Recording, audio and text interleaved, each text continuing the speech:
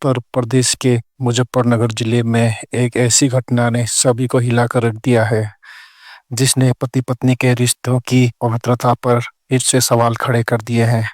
मेरठ के चर्चित हत्याकांड की गूंज अभी थमी भी नहीं थी कि मुजफ्फरनगर के खत्तौली थाना क्षेत्र के गांव भंगेला में एक कलयुग पत्नी की करतूत ने समाज को झकझोर दिया है।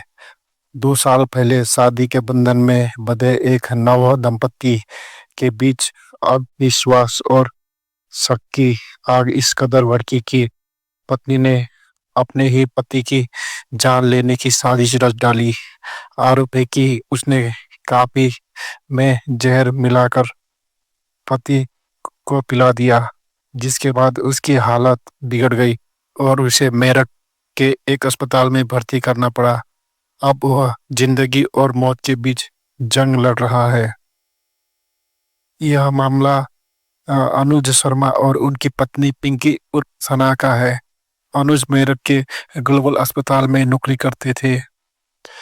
उनकी शादी 2 साल पहले गाजियाबाद के लोनी थाना क्षेत्र की रहने वाली पिंकी से हुई थी, लेकिन शादी के कुछ महीनों बाद ही दोनों के बीच इतना तनाव शुरू हो गया कि अनुज के परिजनों का कहना है कि पिंकी अक्सर किसी दूसरे लड़के से फोन में बात करती थी, जिसे लेकर अनुज और पिंकी के बीच झगड़े आम बात हो गए थे।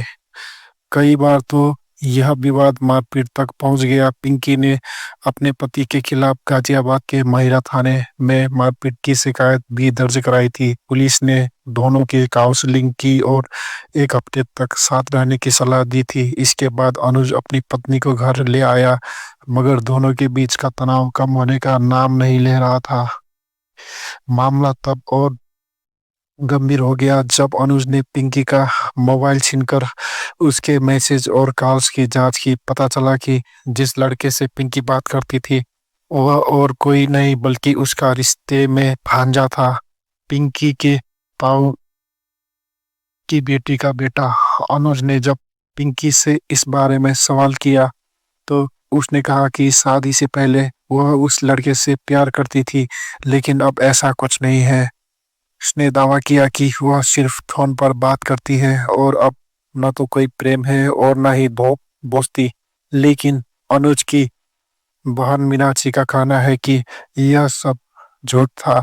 उनके मुताबिक पिंकी अपने अवैध रिश्ते को बचाने के लिए अनुज को रास्ते से हटाना चाहती थी।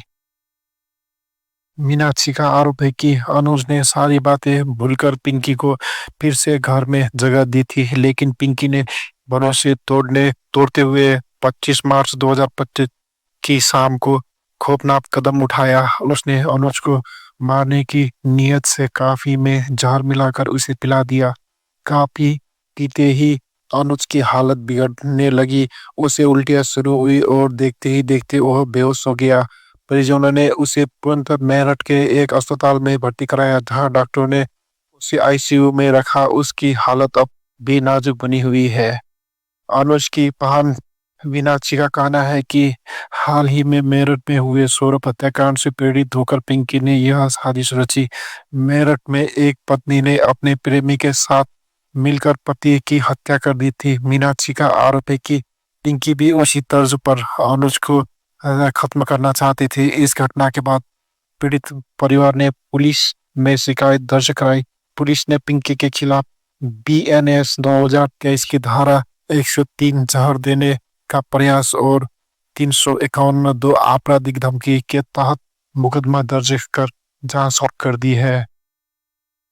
खतौली थाने के सीओ राम आशीष यादव ने बताया कि 25 मार्च को सूचना मिलते ही पुलिस मौके पर पहुंची और अनुज को अस्पताल में भर्ती कराया गया।